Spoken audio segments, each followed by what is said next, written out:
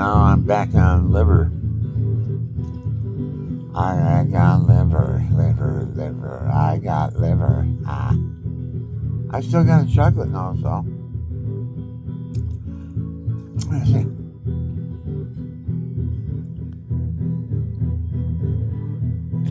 Can't get to it. Dang it. I don't want to get it on my finger. Look like I got. Oh, now look like I picked my nose. Brown on the end of my finger. Man. I'm telling you. Can't wake up in the morning and get chocolate on your nose. You don't want to waste any of it either. Oh, I want this week of chocolate again. Give me some more chocolate. Come on. To get into the gates of heaven, you have to become like a little child. You're going to stick your hand in a cookie jar. Come on. God's got a lot of cookie jars, man. Oh, God. Come on, I want some chocolate, God. Is there any chocolate? What did I do with the chocolate? Did I eat it all? No, there it is. Oh, okay. This is hard to get chocolate out of. I got a couple of them. They're in my refrigerator, but you gotta leave them out so they thaw. Because if you stick them in the refrigerator, they get hard as butter. You know, if you leave butter out, you know how soft it gets, you know.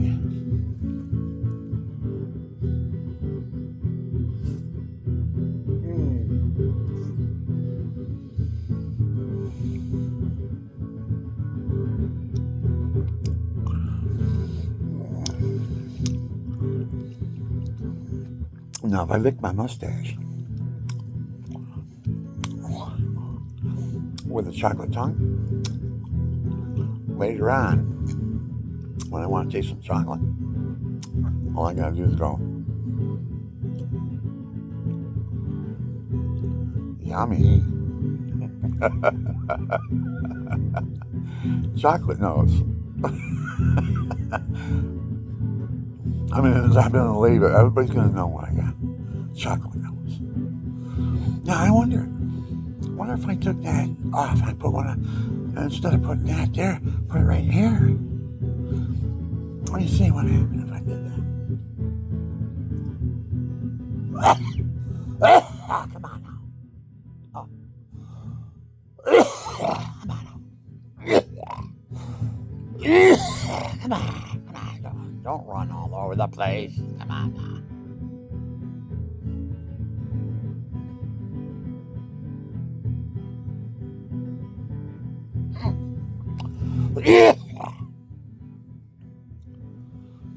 What would I be in India if I went to India right now?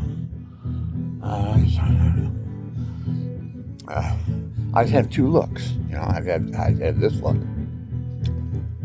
I'm looking at my chocolate nose, you know. Chocolate at the end of my nose. Or I'd have this look up here.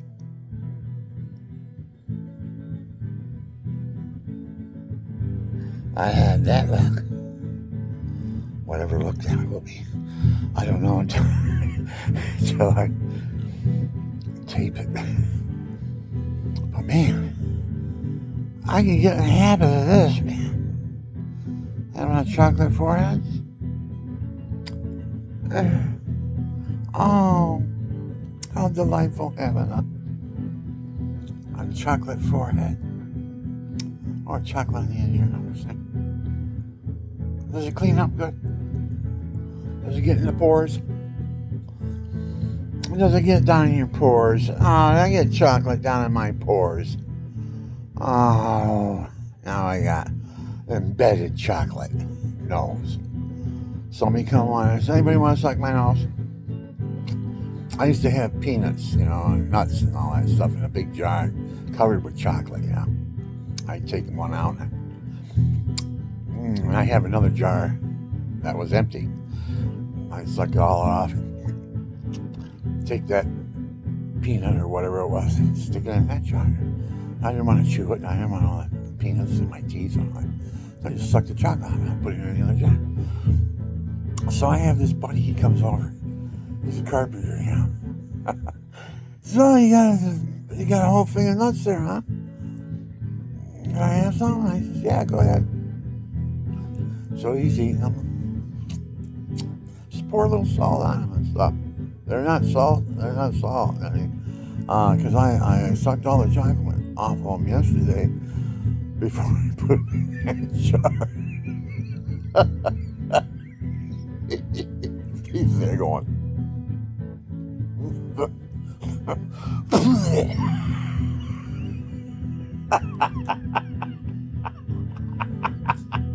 I'm sick.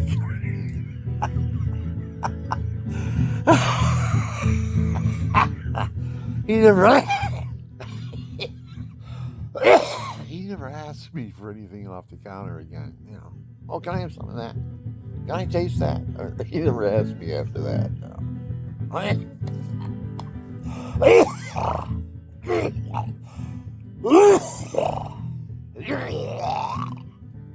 That's a joke story. That never happened. I just made it up so I could laugh, you know.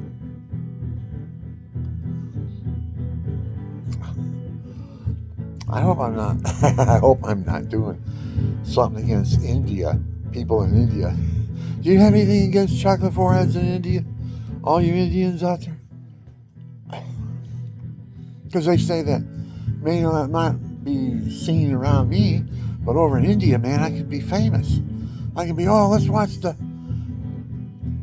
Billy Nincompoop story tonight. The Nincompoop Saint there. The one that has the chocolate forehead. Oh, come on, man, we want to turn him on. Only thing is that with Indians, you wouldn't be able to see the chocolate. That's why they probably don't use chocolate. See, I'm white because I got Irish in me. I'm actually a black man, really. I'm from Sicily, and they're from North Africa. Arabs took them over in 900 AD, 1100. So I'm an Arab Muslim, probably, somehow, from my background. But I'm a cradle-born Catholic, as my mother was brought up in an orphanage, a Catholic orphanage. Yeah. But she was baptized Catholic because her father was a Catholic, too. But her mother was sold to him. That's what they did way back then. I got a daughter here, I'll sell her for $18,000. Something like that. Probably was $1,800 or something. Oh, I got myself a wife, virgin and everything for $1,800. Send her over. Oh, you want an advance? You want? I'll give you half. I'll give you half, and when she gets here, if she conforms, everything works out, I'll send you the other half. If not, I'll send you her back. Yeah. I don't know how much it cost to get from. She was sent from France. Her father was an aristocrat. This is my mother's mother now. Her father was a aristocrat, but he was in aristocracy, or whatever they call it, an aristocrat, the elite. Elite couldn't marry peasants. And my great-grandmother, great-great-great-grandmother, whatever it was a peasant. So she was his mistress, but he had his own family on his side. He had a mistress. She had kids. When they got old enough, hey, I can get $1,800 for that one. He'd have as many as he could, you know. Get a little cash in the future. Just to sell them back then. Some horny old Italian in America wants a virgin. There is no virgins in America, you know. I don't think there is. There is. Back then, I don't know. Back in the 1930s. No, my mother was born 1930. I was born 1950, so she was born in 1931. My dad was born in 1930. My dad was actually 20 years older than me. He was 20 when I was born. Imagine that.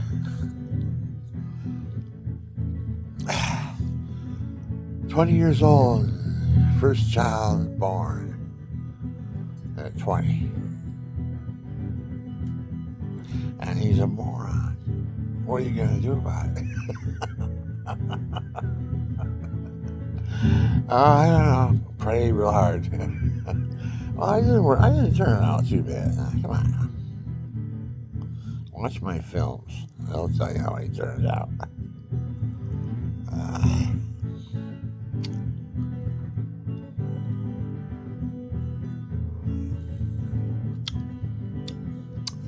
Forehead tastes pretty good. So doesn't nose. Can you imagine that's what they do with those spaceships out there? They're waiting there. They're watching. They got little wires in everybody's head. You can't even tell because they're thinner than your hair. You can come across them by a fluke, and I did. Right over here. I came across, I thought, what is that stick right there? It's still together. It's come back out. See, when I play with it goes back in. Boy, they got some technology. The senses that it's discovered, so it seeps back into your scalp. And now I can't. Can I find it?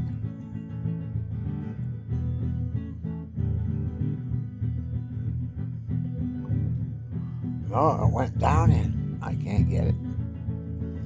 That thing telescopes out. It telescopes out of your head and looks around. It senses like a snake's tongue.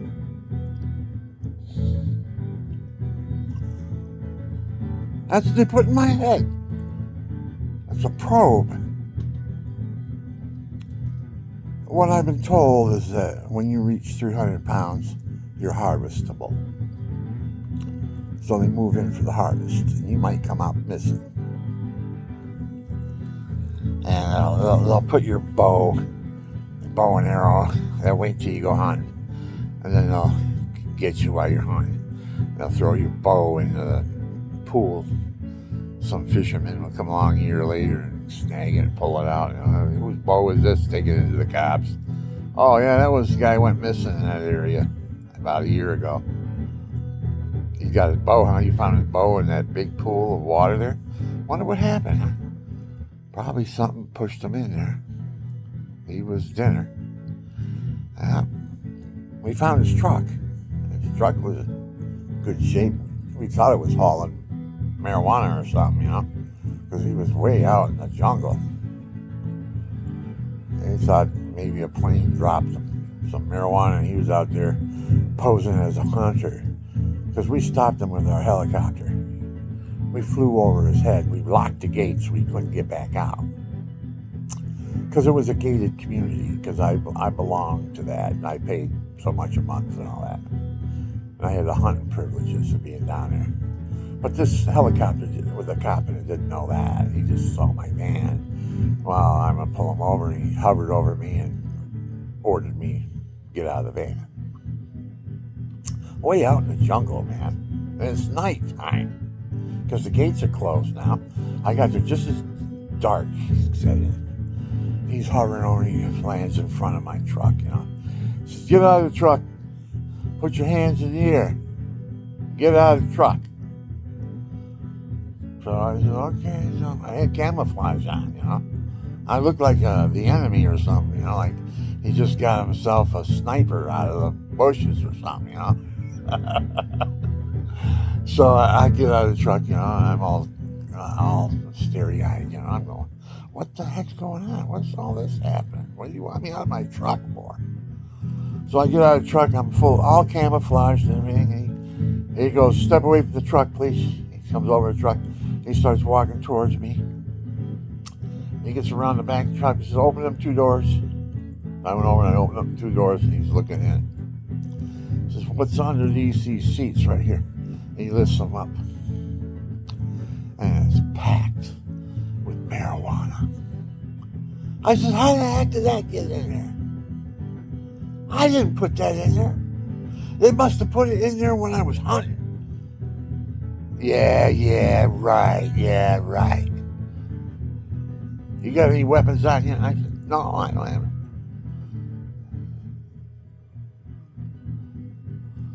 it. Put your hands up against the truck. There's already cuffs behind me.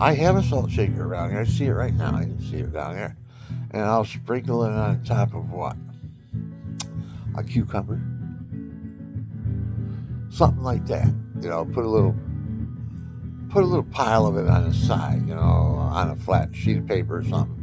And then whenever you need a little salt, you hit it with your, I like these cucumbers small. They're like a pickle, I buy them in packs, six in a pack. I like eating them. Wash them off, bring them in, a little bit of salt, Yum, yum, yum, yum. I don't do it all the time. I'm just saying I've done it.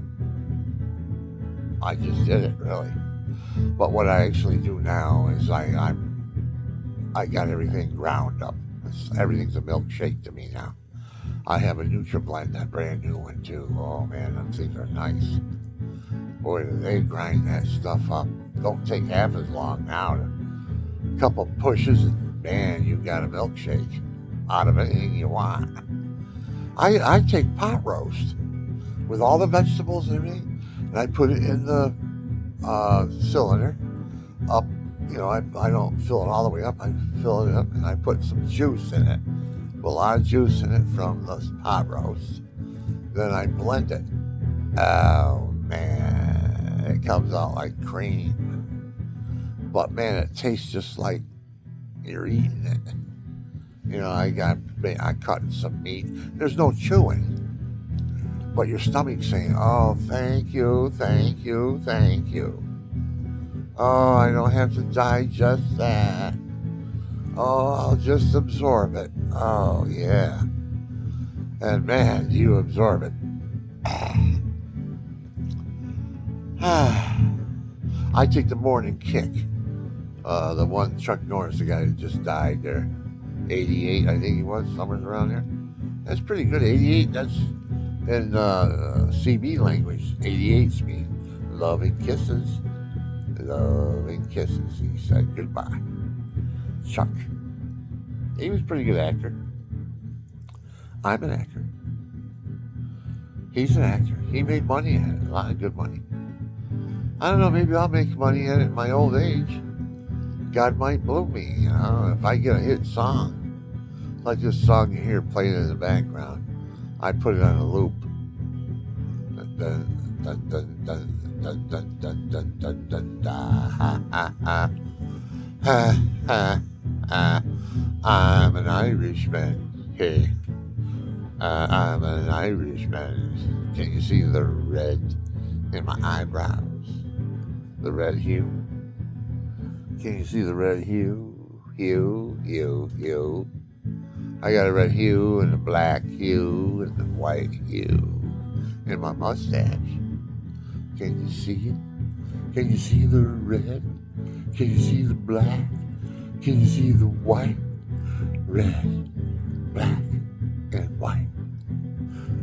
Black and white, red. Red, black, and white.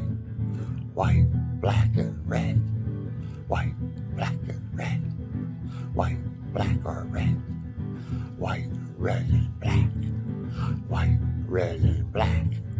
White, red, and black. Black, red, and white. White, red, and black.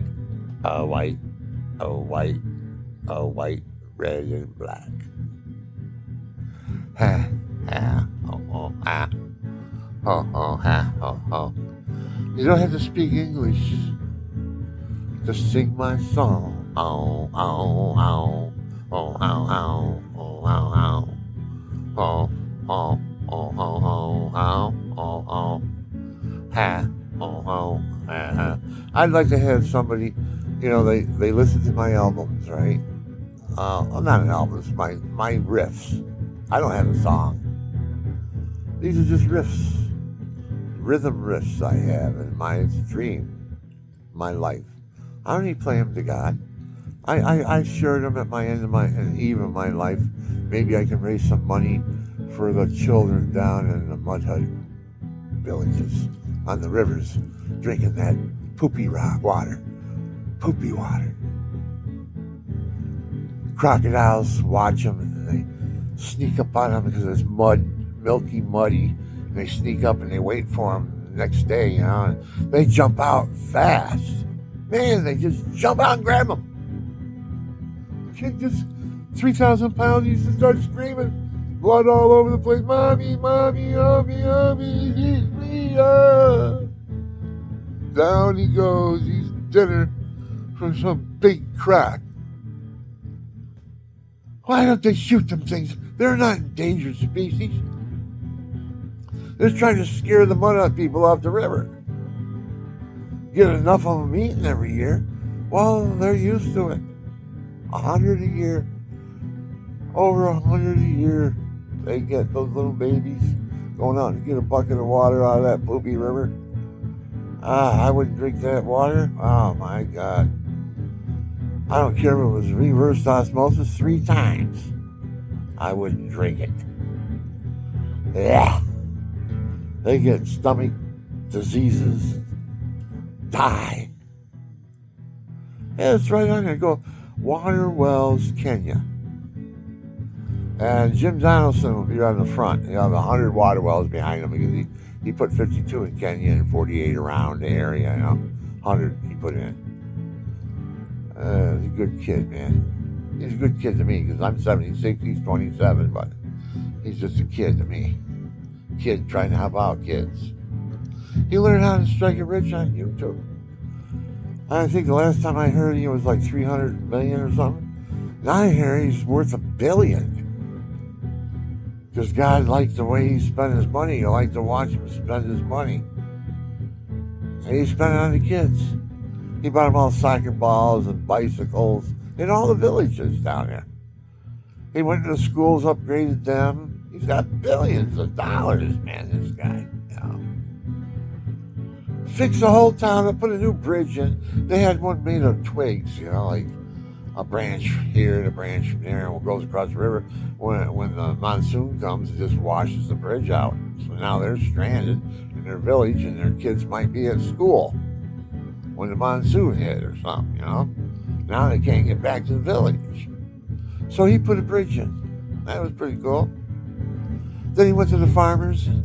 They had boreholes down in the ground, you know, where they get their water from. And he put pumps, electric pumps that work off the sun and everything, you know, solar power. He made towers. He put tanks on top of the towers, so now they have water pressure. He was going to really help out down there, and then the rabble-rousers got at him. So some of these, I don't know, there are a couple of black guys. They had black sunglasses on and go, oh, the white man's coming in. He's trying to take over. They want to make him president now. All the children want to make him president because now they don't have to drink poopy water anymore. They can just go to the well and drink out some real fresh water. And if the priest wants to baptize anybody, he's got no poopy water. He don't baptize them in poopy water. He baptizes them in clear, fresh water from deep down in the ground. Thanks to you, all you people out there who are looking, you know, you're going to die here. You got millions. What are you going to do with them? Give it to the street corner people? All they're going to do is squander it in the bars and stuff. Put your money in heaven, man. God's going to ask you, what you do with all that money you got, when you got it on the earth? No matter how you got it. Some got it honest, some didn't, you know. But no matter how you did, it's all over with now. God says, you want to make up for it? Okay, put water wells in Kenya. Baptize the children. When you get here, if you eat my body, drink my blood, confess your sin, I'll let you in. You like that deal? Go ahead. Go do it, people. You can be guaranteed. If you do it in the name of Jesus, and you eat his body, drink his blood, confess your sin, and then go out and give what you have to the poor, you'll live forever.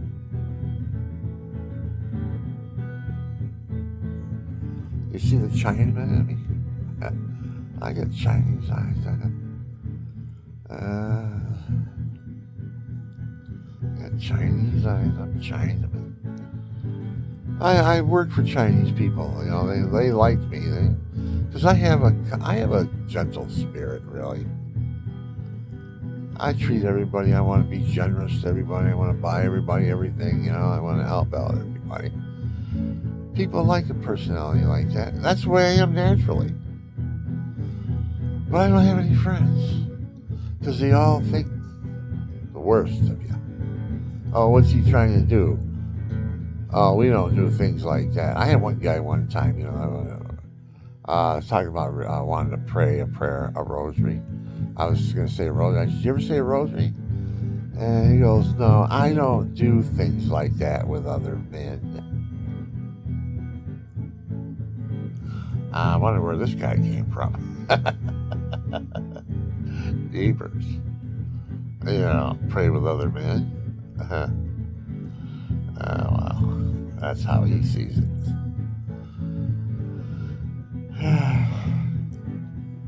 I did see him catch a big snake once.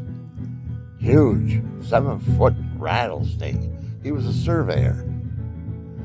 He was out in a surveyor field with those big long poles with the steel points on the ends of them, where they do their surveying, you know, and then you got to have a big long pole up here so you can see it with your binoculars, you know, your scope and everything. You're surveying the whole area. They had to resurvey all the land up there because it was a land fraud. They sold all the properties at 75-foot frontages. The guy got greedy. See, the law was 100-foot. So he divided his lots up into 75-foot so you can get more lots. See? Make more money that way. So he sold all these people these lots, 75-foot frontages, and to build you have to have 100-foot. So they bought all this they couldn't build. So it was a land fraud deal, you know. They had all these highways going into the jungles. They had plans. All these, what are they, canals that joined into other canals that joined into a big, huge pool that they dug, a deep hole, right? And all these canals went into that hole, and then that hole, when it filled up just right, went into the St. John River. You know, flowed into the St. John River. And that's how they filtered the land out. That way your house wasn't under 3 foot of water, you know. But if they were to get the rains they got back in the 50s, that place would be underwater. Still. I don't know. It looked good. I fished it. Oh, man, I've been there for like 15 years. Cattails growing. 15 years of bass in there. The birds, the ducks, and all that stuff bring all the eggs and everything.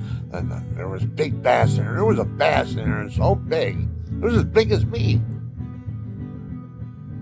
They had to weigh at least, I don't know, close to 30 pounds. This thing was big, huge bass.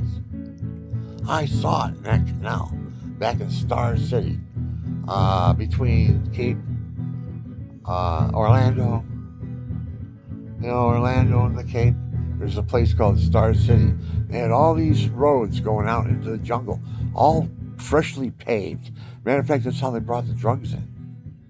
It could have been an undercover for land fraud, but they got all these roads out in the nowhere land. Who's going to monitor them? But they were monitoring them, because I went on those roads hunting, and they locked the gate at a certain time. I know how to get in and get out without going through the gate anyways, but I went to the gate, and then there was a helicopter over me. He pulls me over, you know, he wants to look at my van and all that stuff. So he did that. I went through all that. I'm not going to go into that, but nothing happened there. I ran out of, that was when the crocs almost got me, the huge alligators. I drove my van on these roads way out into the jungle, and nobody can go here now, unless you live in Star City. It was only for those, and not anybody, everybody didn't hunt. They were old. I was young, man. I was a fisherman, hunter, and I rented the property. You wouldn't believe how much I rented the property for a month. $75. And it was a twin, brand new twin house built as a spec home. And the guy that was in there was in my class in criminal law. I was taking criminal law when I was in school. He was going to be a police officer or something like that. He got to be friends with me. He says, "Hey, man, this is the apartment next to me is vacant. You and your wife could move in." Because he was looking for somebody that wasn't going to be a rabble-rouser or break into his house and steal all of his Kennedy half-dollars. He had a whole dresser full of Kennedy half-dollars, pure silver. He showed me them. He trusted me. He knew I was a good man. He said, "Come here, I want to show you something." He opened up this drawer and it was full of these Kennedy half-dollars.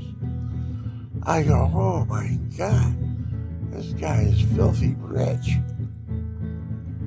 But that's what he saved. He saved Kennedy half-dollars. He had a whole drawer for them. And I wonder whether if he still has them. I don't think he showed everybody. He had to trust you. He trusted me. We were friends. He liked my wife too. He was single though. He was younger than me. I was 20. Well, not that much younger really. He was around 24, and I was 26, 27. So he's only a couple years younger than me, like my brother or something. Stuart, his name was. I tried to look him up. Stuart Leventhal. I wonder what happened to him. I guess he was a good guy. I liked him. I have a whole bunch of stories about him too in my films. I'm not gonna go over them now, but I'm saying we have some stories. Got a snake once. Gene, the guy's name was Gene Koshar or something. Koshar. I think his last name was that. Well, he was a surveyor. And he came one day. How I found him was I was looking out my window because I'm living in a duplex. But across the road was an apartment complex where all your orange pickers and all that stuff rented these things. They were little cheap little huts. You could had water and you had a place where you go to the bathroom, take a shower and all that stuff. And there was so much a month or something like that. And that's where this surveyor was in. And I saw him. I looked out my window and I saw him. He had this great big huge snake. Man, I never seen a snake that big. I don't know what the heck. So I walked outside my house and I walked across the road because he had a big crowd around him, He's going to put it on the table and skin it. He just killed it not too long ago. If you probably looked at it, you'd probably see the tail was still moving a little bit, That's how fresh the kill was, And his head was still hanging on it.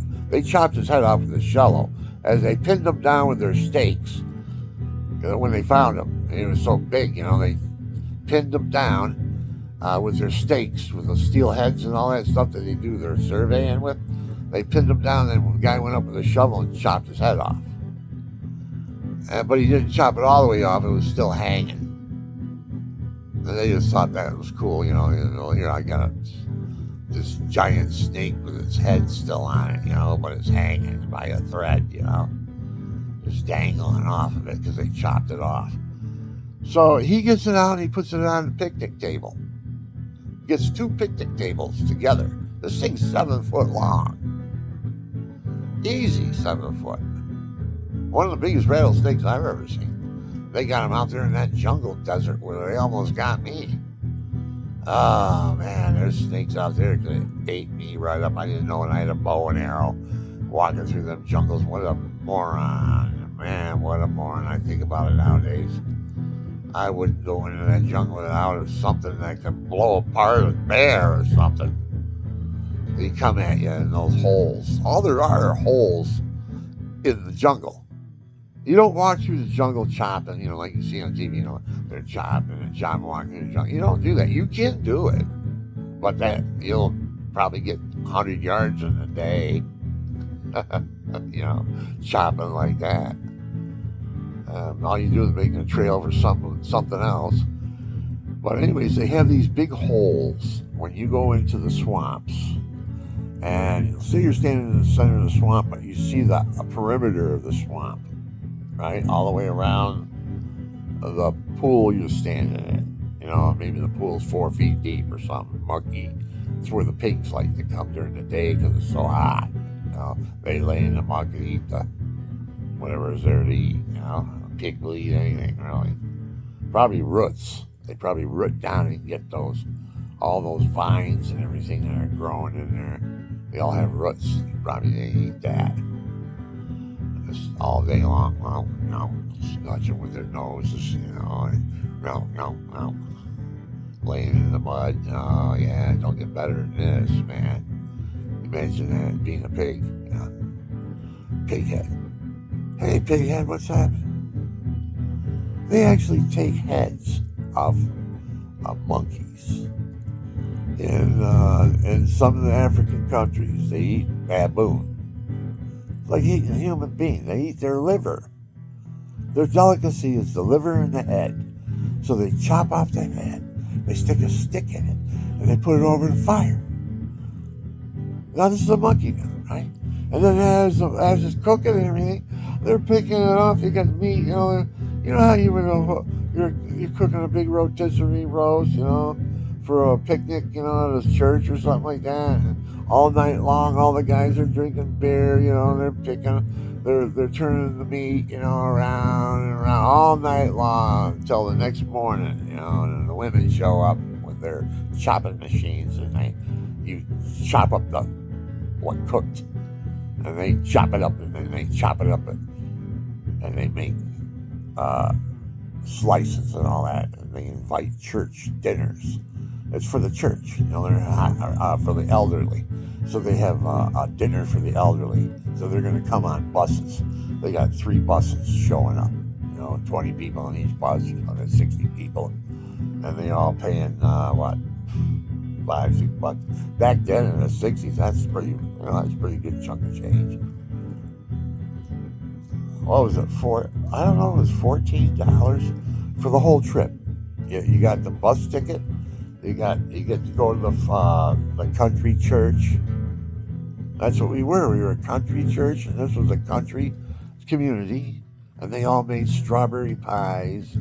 Oh, they made all kinds of goodies. I love that place, St. Joe, Florida. Best people I ever knew was from St. Joe, Florida. I had some good friends there. I lost contact with them. There was a girl named Janet. I think her last name was Curry or something. Janet Curry. Oh, I forgot what her last name was. I'm losing it. I'm 50. I'm 76. Can't remember people's names and stuff. I've been trying to get a hold of her, and I can't. I know her last name was Dugan before she was married. Janet Dugan. She was one of my students. And she always, she liked me, I was her favorite teacher, I got along good with her. She's a good girl. She got married.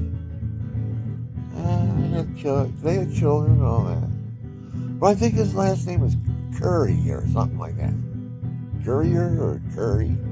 Maybe it was Curry. Curry or Currie. I don't know. I'd like to look her up, because she has the insight of what happened to everybody down there, and she likes me, so, and she likes Sue and I, we were her favorite teachers, at the time. She was only, 14, 15, something like that, and we were her 12th grade teachers. How old are you? You're 17. So they were around 16, 17 years old. They watched Susan and I. We're married, We're living a Christian life together. We're happy, and we're playing the guitars. And they're all just, oh, man, this is cool, man. It'd be nice to live like that, So we were a good example. I didn't realize what kind of example God turned me into.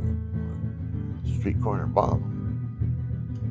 I'm not proud of it either, but I was brought up like that, man.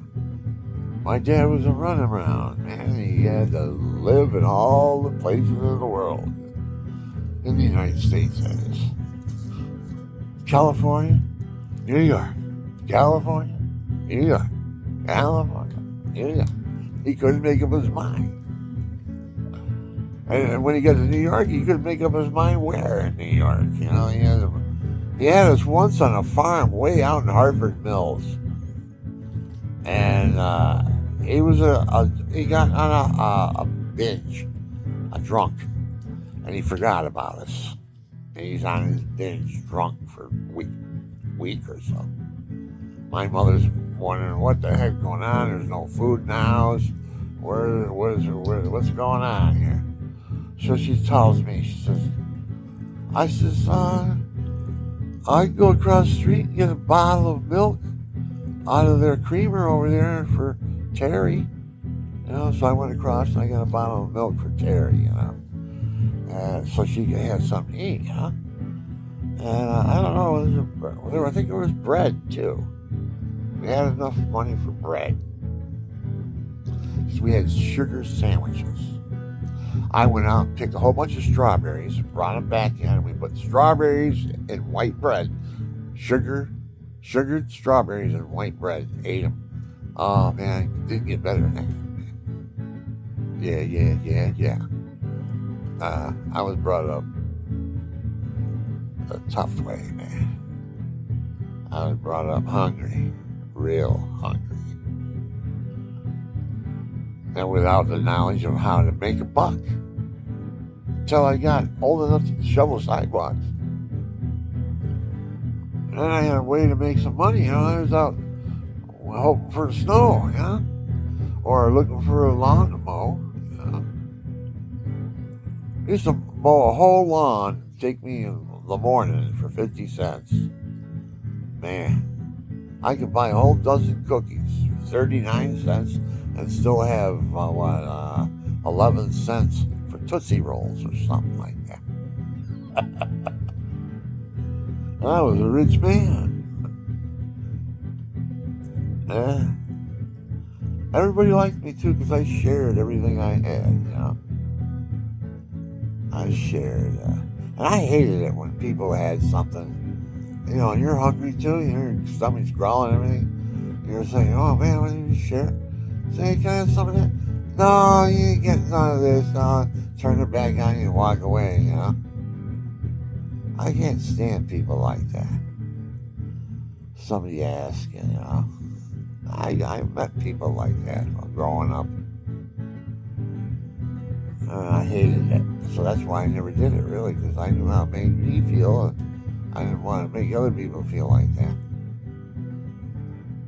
Turn them away. Sometimes you have to turn them away, though, because you're becoming an enabler. In other words, they're where they are because of a reason. And so what are you going to do? Go out help their reason? You're going to help them out, and all you do is making it worse for them. Let them sort it out and find out what their problem is. Take care of it themselves. And you're not going to survive if you can't do that. And it's nice to have people that can do it, helping you out. But it gets tiring, you know. It gets tiring. There's a lot, you know.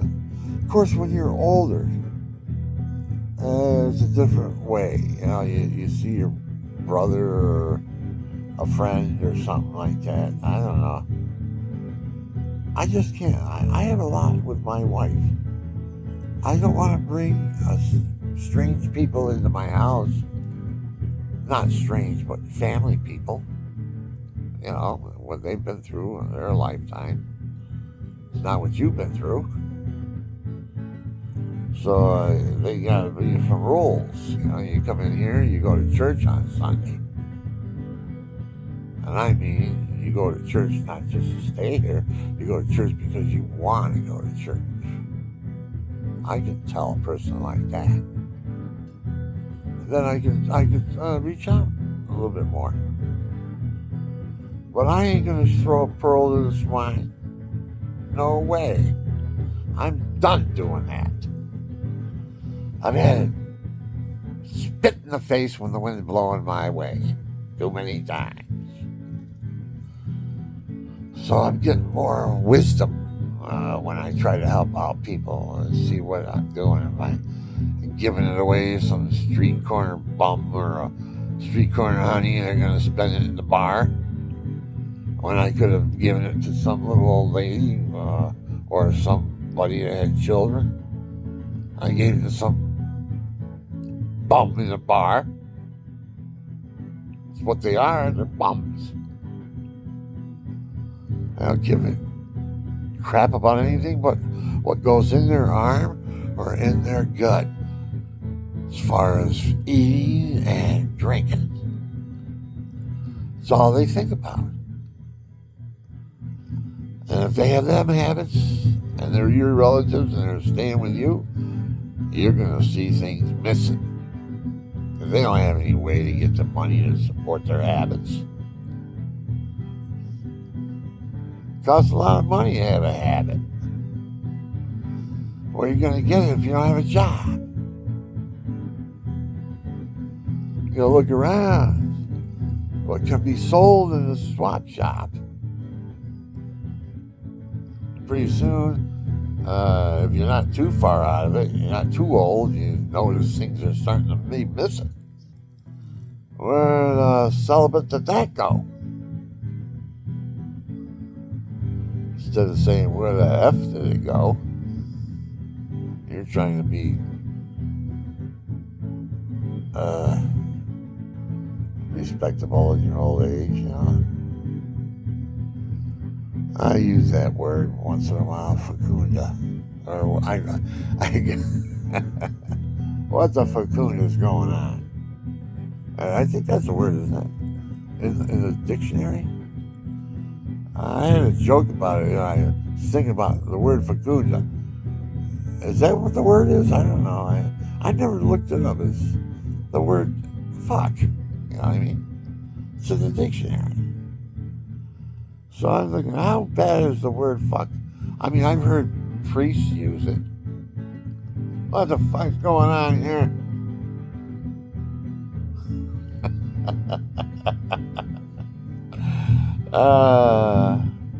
He was a gambler too. He hung out with all the gamblers, you know. They'd be gambling. I don't know where he got his money from. Wow, you got to think about it. He was a gambler. Where did he get his money from? Everybody's always trying to cross your palm with a $5 bill when you're a priest, you know. And he had cash going. As I was saying, there's those that snuck in and, you know, they're just in there living their life just like a regular human being. You want to go to confession? Okay, yeah, you can go to confession. I can give you confession. Priest now. And it's like, I can go to confession. Come on, let's play some dice here. You go to confession after you know, you can confess to me that you took your paycheck and now I got it, and now your wife's going to give you a hard time and everything because you don't have any money, and so you can get mad, you know, you need forgiveness. I mean, okay, so you can go to confession here. I'll absolve you of your sin and all that stuff. Just give me my money. Yeah. There's those type of priests out there, people. I'm not saying they're all like that. I'm saying there are those out there.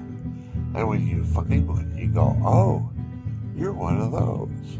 And they'll look at you and they go, what do you mean I'm one of those? You know what I'm talking about. You're one of those. And then you walk away and then they start thinking, what does he think about me? I'm one of those. What's one of those? Then everything that he is, that he knows is wrong, he's thinking about, isn't he? Oh, he's probably thinking I'm a crook or something, or a hoodwinker or something like that. Oh, I've had it come here. I had one guy one day, he had this picker on the side of my house, right? And he was taking the tree down. And I had 4 limbs that were growing from my side over the fence to his side where he was cleaning out. Right? He was cleaning out that area. I says, hey, I don't mind those 4. I'll give you a couple $100 to chop those 4 limbs off. All you do is swing his bucket around, zip, zip, zip, zip, put it on the ground, haul them away. They weren't that big. I'll give you a couple $100 to do that. No, I can't do that. I gotta tell my boss, So his boss shows up with a board, he's gonna do an estimate, And he comes over and he says, "Where is this the work you want us to do?" He goes over and he's looking at it and he gives me an estimate back and it says $2,200. I said, "What? $2,200?" I said, "Get off my property." "Oh, you're one of those, huh?" Because I didn't say it that way. I said, "Get the F off my property, you crook." Oh, I can't stand them. I want to hook them guys right in the head and knock them out cold. Make them quiver on the ground. Boy, they need that. People like that living in life. Making it, see a little old man, it's desperate. You got a tree out back. And now they're up there. Jeez. I had an estimate to take all the trees down. I got 7 or 8 of them down for $800. He wants $2,200 to take 1 down. And he's telling me what kind of he's going around ripping little old people off. Shows up with a clipboard, it's so tall, this and that, he's measuring everything, what he does, to make him look like he's a professional and everything. And he comes up with a written estimate. "Oh, is that what it costs? Okay, go ahead and do it. When can you do it? Oh, tomorrow? Okay." He just gave away $2,200. Some shyster. And it's legal. They get away with it. Unless they take your money in advance and they take off, then you get them. You can find them. I went after this one guy, $7,000 worth of stuff he's supposed to do on my property. He didn't do it. And I went looking for him. His name, Dave. I'm not going to, because there's a lot of bakers out there that. I just told you his name, didn't I? Dave. I can't find him. There's 4 people in the landscape business named Dave Baker. They don't even live around here. They got their phone number in the Binghamton directory, but they're from Pennsylvania. I can't find the guy. I said, "Hey, man, you're going to finish your job." He was done 3 years ago. So he's got my money, $7,000 he grabbed me for.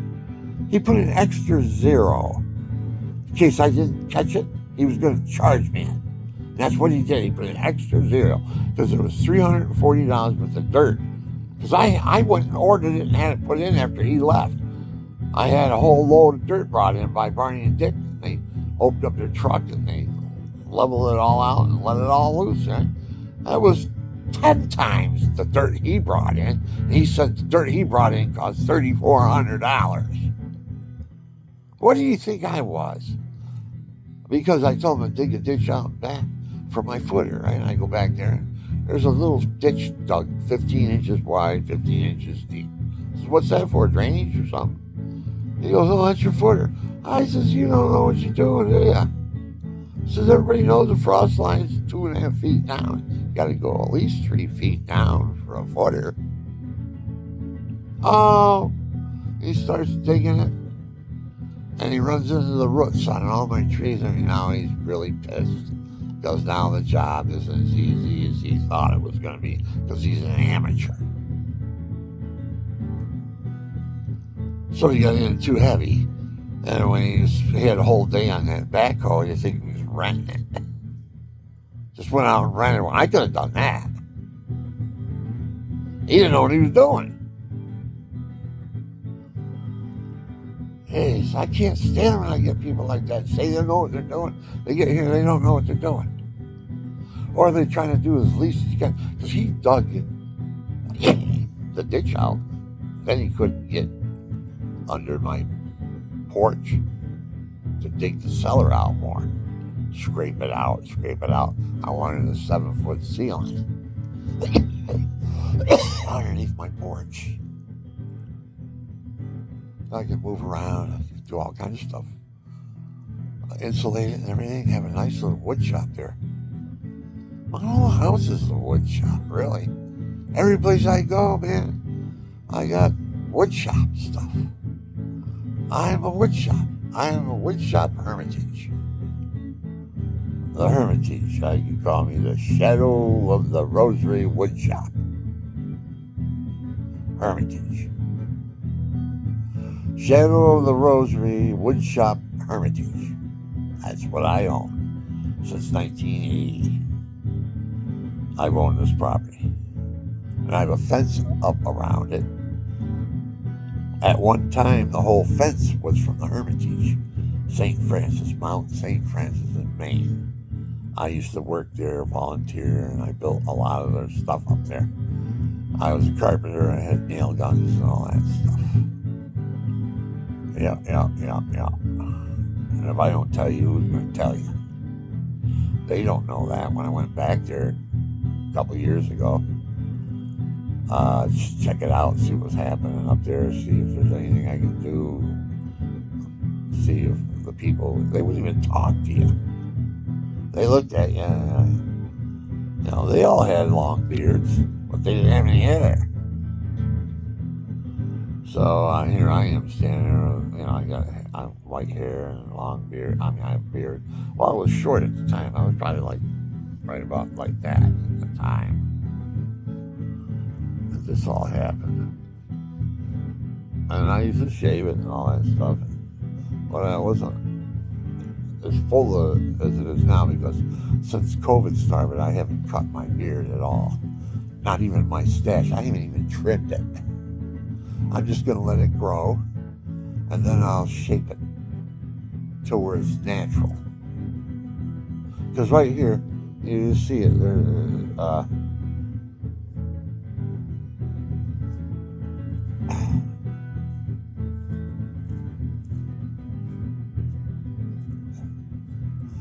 This is the longest my facial hair has ever been. I haven't shaved since COVID started. When did that start? I don't know. 4 years ago? 5 years ago? All I know is I got it in November the 24th, 2023. I got COVID, and I got it for 15 days. On the 8th of December, I shown negative on the results from the COVID test.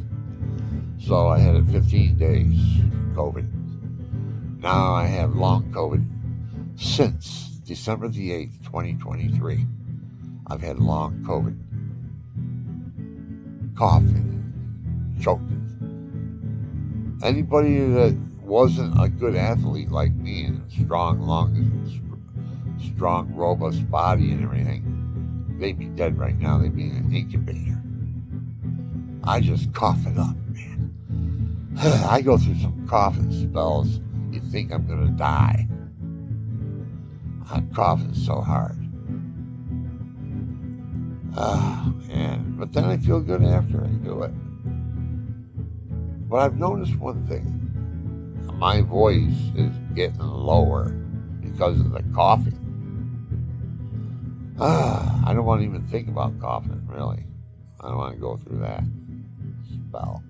If I think about it, I can go through a spell, a coughing spell, like an asthma attack. That's probably what I got from long COVID. I've got asthma because I sneeze a lot too. I'm sneezing and coughing. And if I go out in the cold, I can't go out in the cold like I used to be able to do it. That's why people move to Florida. You know, I didn't realize this age. You get this age, you can get pneumonia real quick. All you have to do is go outside for half an hour without the right size jacket on. And you're cold, you know? You come back in, you're still cold. And you realize your head's starting to get stuffy, and then now you're blowing your nose, you got a cold. Now you're in bed, you know, you're laying there 2 days, 3 days. Now you can't get up and walk around, you can't even get to the toilet. There's a 50-yard dash to the toilet seat.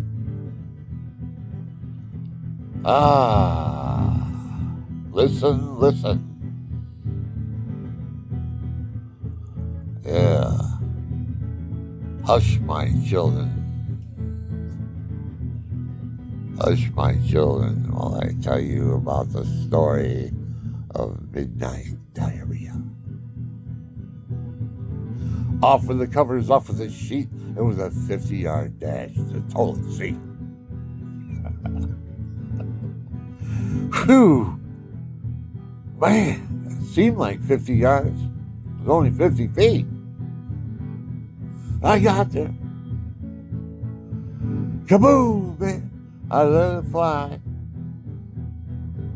Yeah. But on the way in, I farted. You know, I heard it.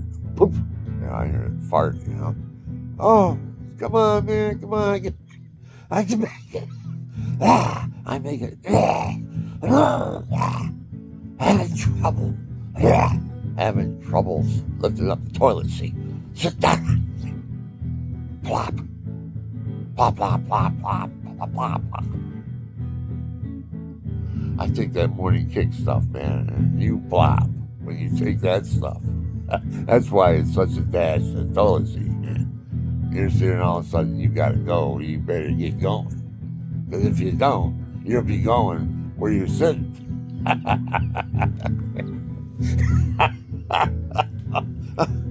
God. Oh, my back. Oh, God. Oh, my legs are freezing. I had my knees out. Just without covers on them and stuff. Now I put the covers on them, and it's so warm. Oh, man. Man, what am I living in here, man? Why is it so cold in here? Shut it down. Shut the con. Shut the con. Yeah. Shut the con. Shut. Oh. Shut the con. Shut the con. Shut the con. You don't have to speak English or use English to sing the song. When I play it, it's my song. Sugar con, sugar con, sugar con. Chocolate nose, chocolate forehead, no size, right? Just a little brown. I got a little brown in me. I'm a Northern African. Yeah, don't look it, does it? I'm Northern African. All the Irish in me, man. Look at what it did to me. I'm an Arab. A Sicilian Arab. I might have been Muslim too, because they chopped the heads off if you weren't. And here I am. Here I am. No longer Muslim. No. I'm a cradle Catholic. I'm a cradle Catholic, and I'll have it no other way. All my Muslim brothers and sisters, listen to me. Eating body, drinking blood, confess your sin and live forever.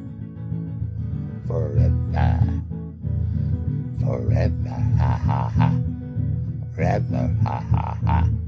Don't listen to those.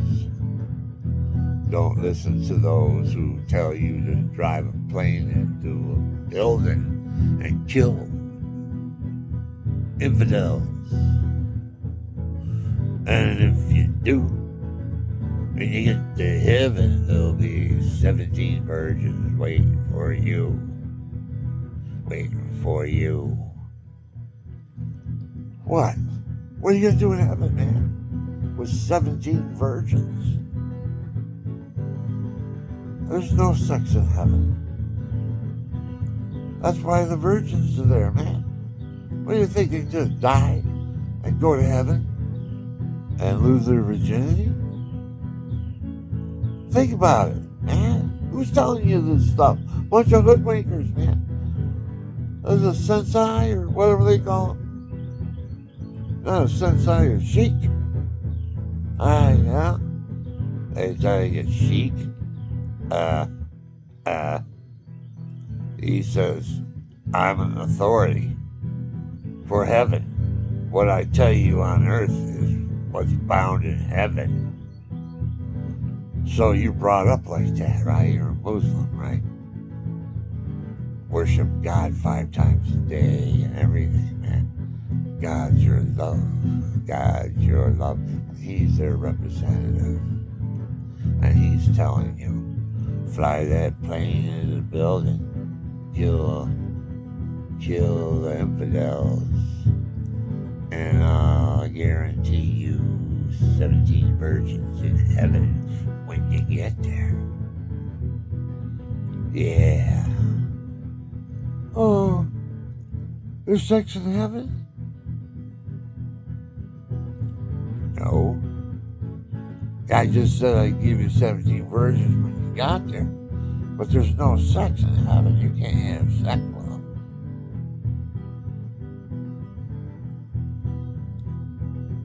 You got hoodwinked, buddy.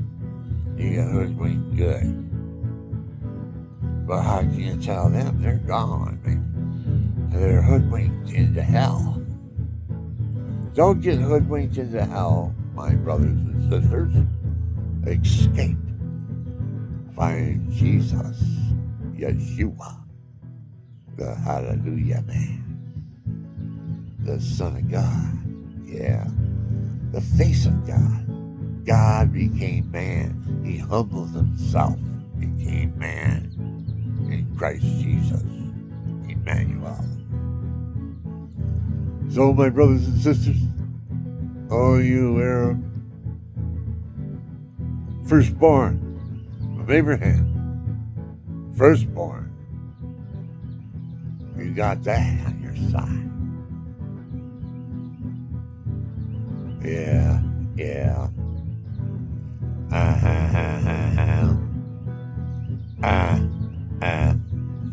Don't listen to the perverts who marry 9-year-old girls. They marry them when they're 6, and then they consummate them when they're 9. Yeah, perverts. Perverts. Oh, that's the way they did it back then. No, that's the way perversion was done back then.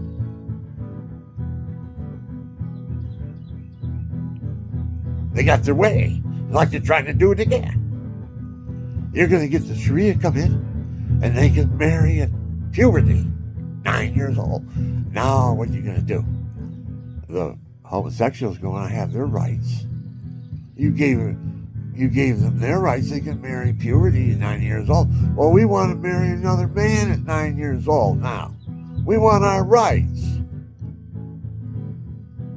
See how it's going to get, people?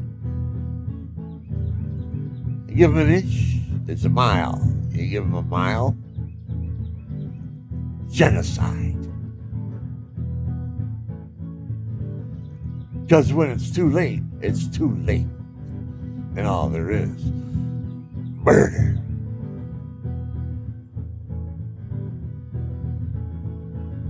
Your brother will murder his brother. Brother against brother. Father against son. Mother against daughter. Rwanda. 800,000 murdered each other because the devil took over. You want that, people? Keep them laws. Abortion and perversion. Keep them. You'll see where they'll lead. And it will be too late. Too bad for you.